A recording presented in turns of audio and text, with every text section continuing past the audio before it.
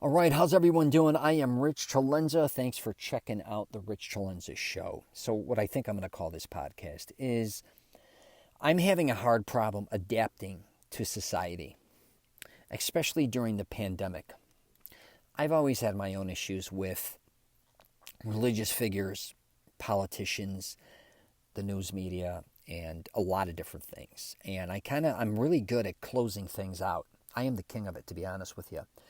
I really am, I don't know if it's the epitome of self-centeredness or selfishness, but I can really go, when you talk about going to the beat of your own drum, I am the king of that. And I think I learned this in school in a bad way. I really hated school, and I hated a lot of things they were teaching, so I can shut it down.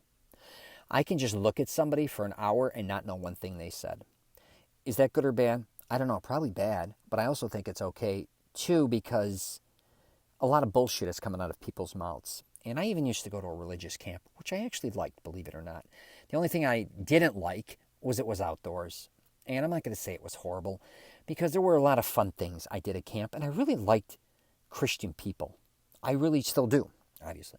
But when I went to camp, it was kind of good and bad, because I liked a lot of the kids. And they were very nice, and we played a lot of different sports, and we did a lot of activities. And this is like in Wisconsin, so I used to go for a week to 2 weeks at a time, 2 weeks.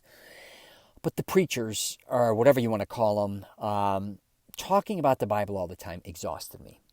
And it would aggravate me. And that's another place that I would shut them down. And then me bouncing between that very Christian household to my father, who owned a nightclub, complete opposite. But what I liked about them adults is they weren't always preaching at me. They were very honest. And they drank, some did drugs, and truthfully, none of them asked me to do drugs. None of them asked me to drink. A lot of people think that I grew up in a nightclub where I talk about it like, you're being influenced, you're around it. I'll tell you the truth, most people wanted to protect me. They did not do any of that type of shit. Actually, they were so friendly. They would bring me gifts. They would take me to places. They would talk to me as like, what I liked is they kind of talked to me as an adult too. It wasn't phony. And I'd hate to say a lot of things with religion, especially with my Bible camps, Bible studies, CCD, and, even priests. My mother worked with priests. And I'm not here to bum rap everybody, but when you're a kid or you're younger, even in your teens, they're talking down to you. And there's a phony disposition there where I wanted to choke them. I'm not going to lie.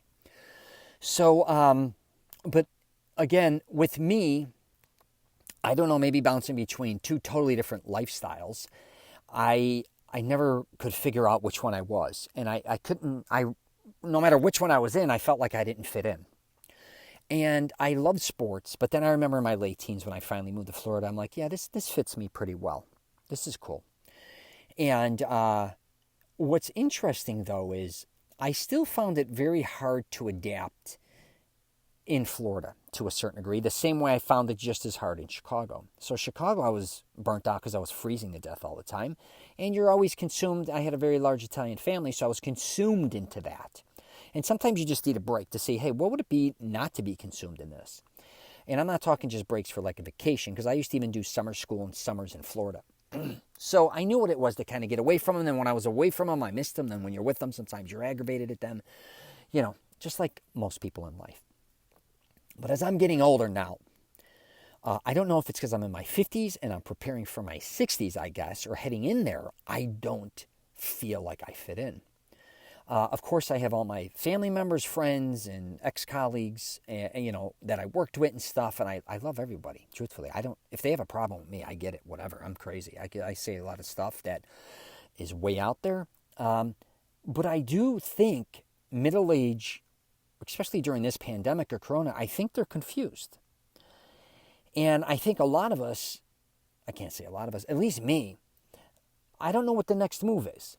And I don't trust, I hate to say this a lot of times, I don't trust anything. I don't trust really, hypothetically, or not even, I don't trust the way they handle things, our country a lot of times. That doesn't mean that I don't love our country. It's the most amazing place on earth, and a lot of people think I'm more pro-Italian than I am American. I'm American first and foremost. I understand that. Yeah, there's a lot of things that I love about Italy and Italians, of course, but but as far as, I just don't trust other men being in control. of my life especially, or surroundings. And I get, obviously, they vote for people who they put in office. And they respect these people, even religious figures, whoever the hell. I've just always had a problem with them. I basically have a problem with just, I can't, the only way I could explain it is with bosses. And I never really worked really well in a lot of work environments as far as being told what to do.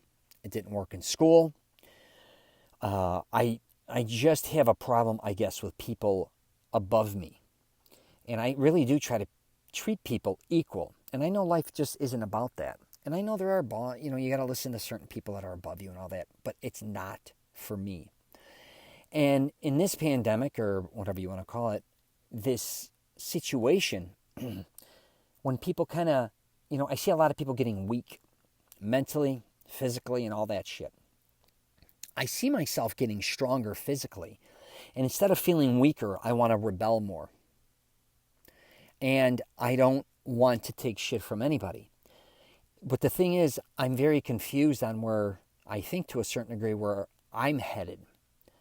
Because, I just, again, I don't know what before, at least with, say, even during, a certain, take 2008 or something, or even when I got divorced in 2008, and then, the economy crashes. And, every 10, 12 years, I've said this forever, I swear to you, every 10, 12 years, the country or something has to happen to destroy the economy, to build it up. It almost seems like it's a thing.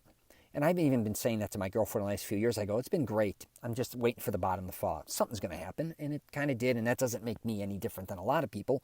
I don't know if it's a reset. It aggravates me, though. And I almost think it's a formula. And the formula is full of shit. And I can't stand it. And again, then I start kind of rebelling and not wanting to be bothered listening to anything. And it's almost like I have to go off the grid. And I've realized the last, say, 30 years, at one time, like if the economy took a shit, I just went and did my own thing and started gambling all over the country. Okay? Because I was like, I can't fit in society right now doing what they expect me to do and what I do. I'm just going to gamble. Me and my closest friend, we just gambled our asses off. We went everywhere, from Bahamas to Biloxi, all these places, not only Illinois, Vegas, Atlantic City, it's everywhere. I don't care if I was in Compton, California. I'd gamble. I can't even explain it. Anywhere I wanted to go, and I think we had the disposition and the look maybe to get away with it. And we'd gamble with Chinese when they wouldn't even allow any Americans, I guess you could say, inside, which was true. We'd go to different places in the country it was legal and illegal. Even weird places in California, Wakaipa.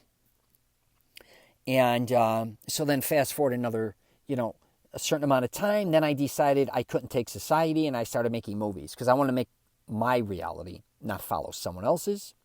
So I did that, and then fast forward another 10 years or whatever you want to say. It could be 8, 10 years, whenever the economy gets whack or whatever. And then I just had to leave, and I went and lived with my cousin in California. And I just went literally off the grid for me, with the exception of my 2 kids. And I don't mean off the grid. Of course, I'm in LA doing a lot. I don't mean off the grid like I'm living in the mountain shit things. But I just went and did my own thing. I started to work, but I traveled a lot. But I just went and did my own thing, wrote my own books, and just did whatever I felt like doing in my free time. And I would try to fit my daughters in. I would bounce between California and Florida. But I did not want to be bothered with anybody else's bullshit. And I'm finding myself, again, let's fast forward another, 8, 10 years, I find myself right back here. But this time, I don't, I really flip-flop. I swear to you, and I don't know if you feel like this. Sometimes I feel like I just need to go to Hawaii. I was there last year. And just go lay on the island, like just go to Maui for like a year. I used to have a buddy in California. He was a painter. And he said, Rich, I once went to, I think it was Maui or one of the islands. And he said, I set up a tent. And I lived in the tent, but I worked during the days, like I had a regular job. And there's these areas over there. He said I wasn't homeless by any means. I had food and everything. But he's like, it was the best experience of my life. And not that I'm going to do that. I'm not an outdoors guy. But he fished. Anyways, he fished. He said he had his clothes, whatever. I think he had stuff in storage. And of course, he could go to a hotel when he wanted. He had friends. So it was kind of, I'm not going to say he lived like a homeless person. And if he did, maybe he did. It didn't sound like it to that level. But sometimes I'm honestly on the fence about doing things like that. Same with like going to Italy. I was thinking about getting dual citizenship. And I could get it because of my my family. And I was thinking of just going, like just saying, hey, you know what, I'm going to go to Naples for a year or two. I got my daughters; they're going in their mid-20s. That's the only thing I think I'd really miss, and obviously my girlfriend. And I mean, I'd have to. I'm with her now, so I'd have to figure something out. But maybe you feel like this, and I think I call it the prison. Sometimes it's not only mental, but sometimes, and of course, this isn't a prison like you're in a prison. Prison's the worst place. I don't know if you've ever been locked up, but I can assure you, if you haven't been, prison is when you have your freedom taken away. It's whack. It's such a game changer. I think they should take every teenager, at least in junior high, and throw them into prison for 1 hour, or just set up fake prisons and walk away. It'd be a game changer for society. But when I say prison, I don't mean to that level. But what I'm saying is sometimes you just don't, you don't know what to do with yourself, and you don't know what you want to do. And I'm there. I'll be very honest with you. And people are always asking me for the answers to what I'm going to do next, who I'm going to do it with. And I'm usually very creative, and I like to create a certain lifestyle. But this time I don't know. So, anyways, I thought I would do a podcast on that because I talk to a lot of people, and I see a lot of bullshit spewing out of their mouth because what they say they're going to do, they can't do because they're being limited by a lot of the rules and regulations that's going on within our country. And they're also talking about, like, it's going to be like, in next year I'm going to do this and that. I'm thinking, next year, how do you know you have no control on next year? But not only that, they can open up the country, shut it down whenever they want. They can do all these different types of things. And I don't care what business you're in. Maybe if you work for Target, seems like Walmart, Costco, they seem to get away with everything. So, but if you're an independent owner of some business, and I don't know what the future is for you. And same with working somewhere. I don't, like starting a business. I kept considering restarting another business, and I keep dreaming about it. But I'm thinking, why would I put money into anything when I hear about 800 businesses per day, independent businesses going out of business? So, and also, like, what am I going to go do? You go work part-time at a place that, is it going to be in business? Is it not?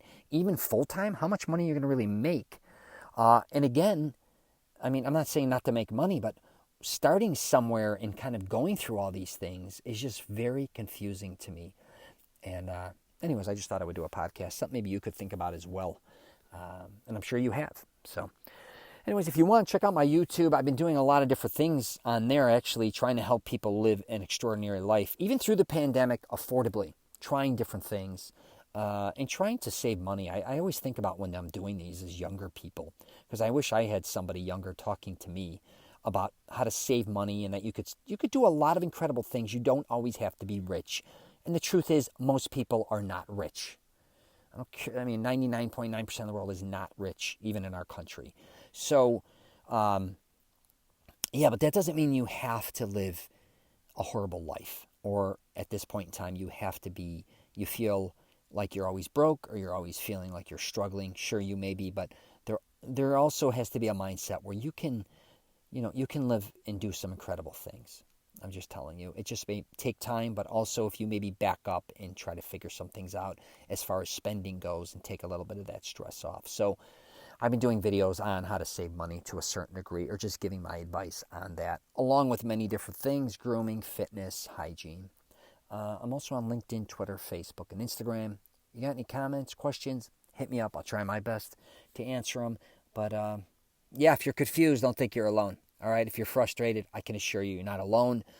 And yeah, I'm going to wrap it up there. Take care, and I wish you nothing but the best.